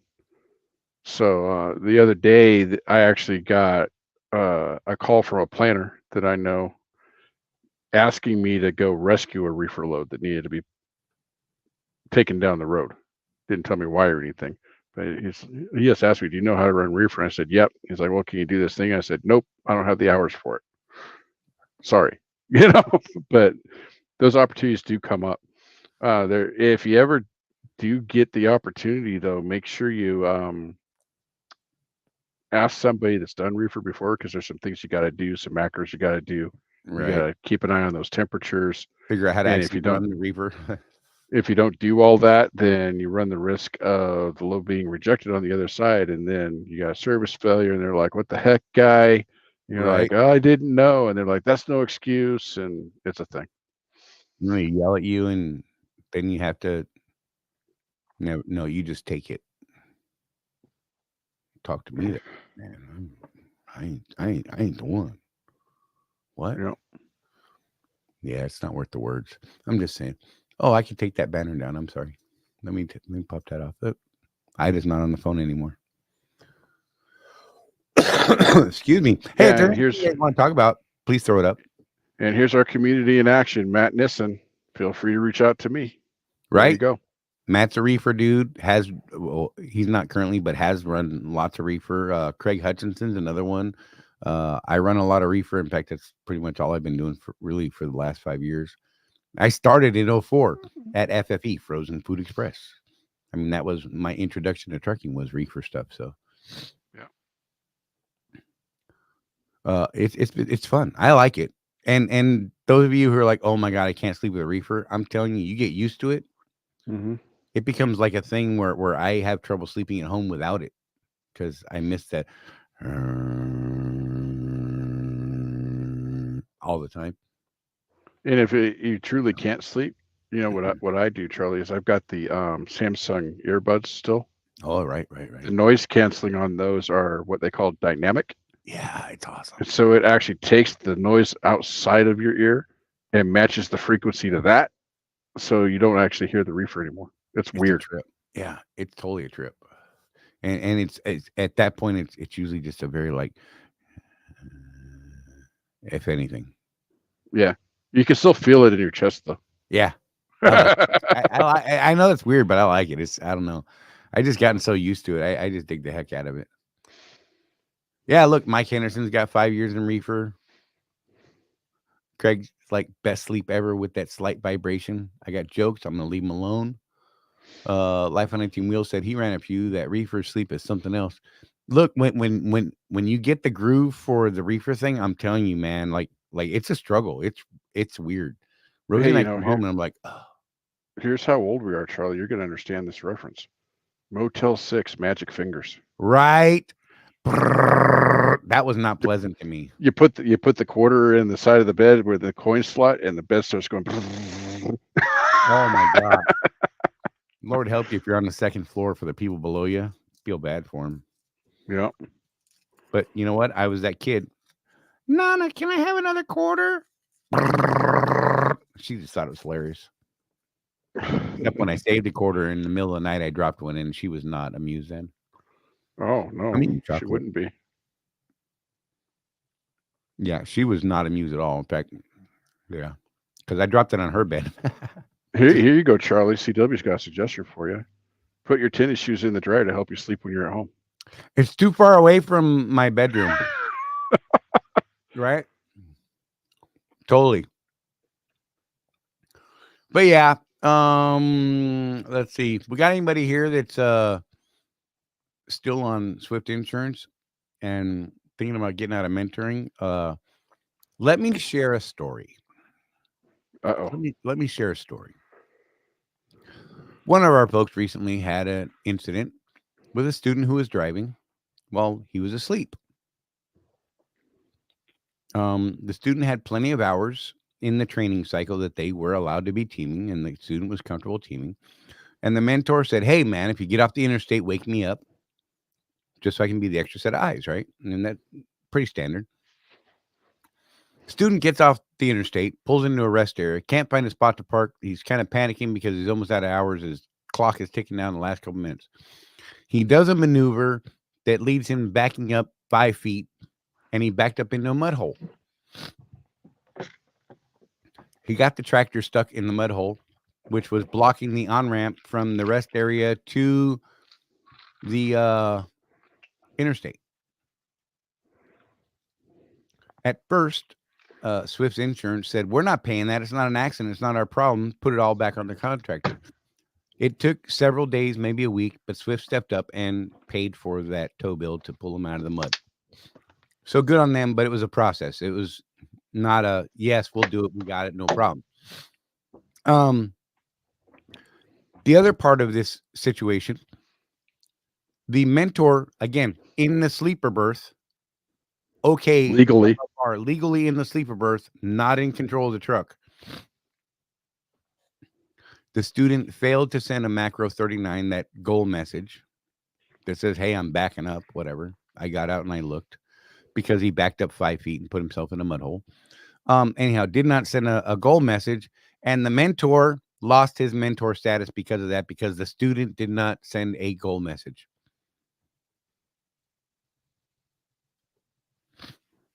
Just saying. Just let that soak in for a minute. Lost his mentorship because while he was in the sleeper berth, the student did not send a macro. And the student had instructions: when you get off the freeway, wake me up. Right. Which is, I used to do that when I was a mentor too. Right. I'd be like, well, I'm not going to let you back my truck up without me watching you. For one thing, I don't know if it's still a thing, but we used to have to sign a paper that they did each back. We had to initial each time they backed. Right. Yep. And I don't initial stuff that I don't see. Just saying, I'm going to throw it out there. I'm not trying to deter anyone. I'm just saying it's a thing. So, if you're thinking about getting out of it, and maybe you think about signing up for Seabright Insurance, because it's a much better insurance program. I mean, seriously, you're going to save at least $200 on the standard. If you're on like a standard lease, a pretty standard lease truck, you're going to save about $200 on your insurance every month. Have way better coverage, way better customer service. And so you can give the folks over at Seabright a call. They have some amazing stuff. And you know what? You don't even have to be a Swift contractor. If you're watching the show and you need trucking insurance, give Seabright a call, 800-366-6466. Give them a call. All you got to do is mention Contractors Corner, and they will produce a rate for you. If you need trucking insurance, cargo, the whole 9 yards, whatever it is you need, let them know what it is you're after, and they could probably build a pretty good rate for you. Keep in mind, if you're on a brand new authority, it's going to be expensive. I don't care what you do. Yep. But I think that they will be competitive and beat a lot of people out there. And they offer a gap coverage on a piece of equipment, on like a lease truck. Whereas others like OIDA or other insurance agencies that I actually went out and got quotes from will not do gap coverage. So, here's an example. My truck this week is $172,000 to pay off. And the current value of the truck is $134,000 on the market. So the fair market value is $134,000. And so if you don't have gap coverage, you're only going to get paid that $134,000, yet you still owe that $172,000. So there's a difference there, about $40,000 that nobody's paying, and you got to come out of your pocket with. That's what the gap coverage is for, to cover that gap and to pay off that amount. So if I wreck the truck tomorrow, Seabright's going, well, not Seabright, but the insurance carrier, I think it's AIF, but I can't remember. Seabright is the broker on the insurance, the manager of the insurance program that we run. And they have multiple insurance agencies that handle each of our coverages. So like part of our coverage is done through Lloyd's of London. Fancy. Just saying. But anyhow, so if I were to total my truck, that truck is going to get paid off at $172,000 because of the insurance I have. It's slightly more expensive that way, but I'm covered and I'm totally down with that. Just saying, if you've got a truck payment, make sure you're insured for that amount, because if not, it's going to come out of your pocket because you're only going to get market value for your truck. Yep. Something to think about. That's my plug on it for this week. I think it's important, but I would absolutely, if you are paying for trucking insurance, I think you should give them a call and see what kind of rate they can come up for you, because I think you might be pleasantly surprised. And look, if you've got an insurance carrier that's providing the same coverage or better, let us know. We'd like to hear about it. Yep. We're not saying we're the only game in town, that's for sure, but we sure do like the folks that we work with over at Seabright, because they built a special program just for us and the people that hang out with us and watch the show and all that kind of thing. So yeah, Check him out. I think you will be happy with the service that you get. Yeah, Acme Insurance provided by Wile E. Coyote, man. Not C. Just saying. Beep, beep. Hey, if you guys got anything, throw it up real quick. We got about 3 or 4 or 5 minutes left. And then we're going to wrap this thing, and Jeff's going to go home and apparently have a jalapeno burger. Right? I don't think you're getting one, bro. CW, been a few years. I feel you, bro. There's some weird things that are stuck in my head that I don't forget. Theme songs, jingles. Oh, I can't get rid of them from the 70s. It's horrible. Just saying. A horse is a horse, of course, and no one can talk to his horse, of course. That is, unless the horse, of course, the famous Mr. Ed. Should I go further? I could go deeper. I'm just saying. Oh, so Chris said Progressive was over $240 more. So it's interesting that you bring up Progressive because I talked to guys in this group of people that with new authorities, and guys are helping them out with that. And gosh, Progressive is expensive, man, for trucking insurance. It's OSCAR. My Bologna has a second name. Look, they're triggering me, bro. Oh, Pete says, yes, you are. I don't know. I think somebody's going to eat your burger, Jeff. Pete, eat Dad's burger. Okay, don't do that. I think the teenager might do it out of spite. Right. Look, they're like that. Thunder, Thundercats. Oh! What? By the power of Grayskull. Yes. Oh my gosh. It's so wrong. We had the best cartoons, man. We had all of the ones that got banned by the early 2000s. Oh my gosh. That our parents saw brand new. And we had G.I. Joe, Thundercats, He-Man, the original He-Man. Holy cow. Oh man. Good stuff. Good stuff. So tell you what, let's wrap this on that note, because that's just a good place to end this. Oh, because I'm gonna start singing theme songs and we're just gonna lose anyone anyhow. She-Ra. I'm just saying. Gosh. Battle of the Planets, right? Oh my gosh, stop it. You guys, you know what? Jeff, anything last you got? Any last words you got? Go have a hamburger. I'll pay you Tuesday. Right? I'll gladly pay you Tuesday for a hamburger today. Yeah. Wimpy, that dude, man, love that guy. We have our own Wimpy, and he's sad all the time. He needs a hug. I told him that we need to meet up, me, him, and Matt Nissen. We're gonna group hug him. I feel like he needs a hug. All right, guys, we will be back next Tuesday at 6 p.m. Eastern time. Hey, you could go over to Amazon Music and you could listen to the Road Warrior Entrepreneurs podcast, episode 1. The debut episode is out now.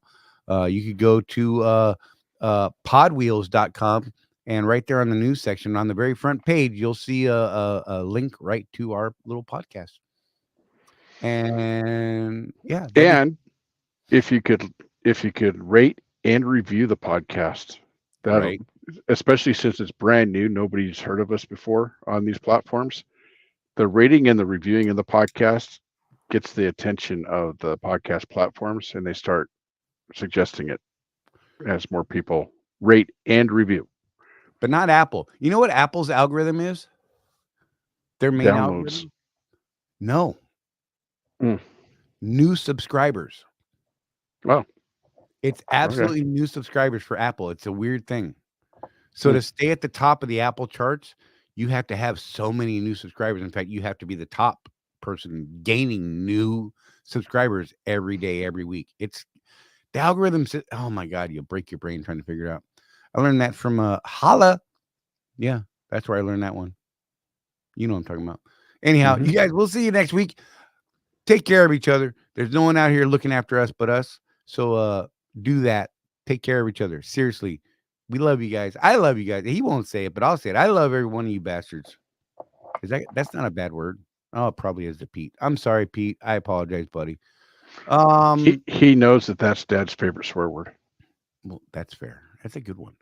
Anyhow, stay safe, y'all. Stay healthy. We will see you next week, and we look forward to seeing. Check out the podcast. Let us know what you think. I think you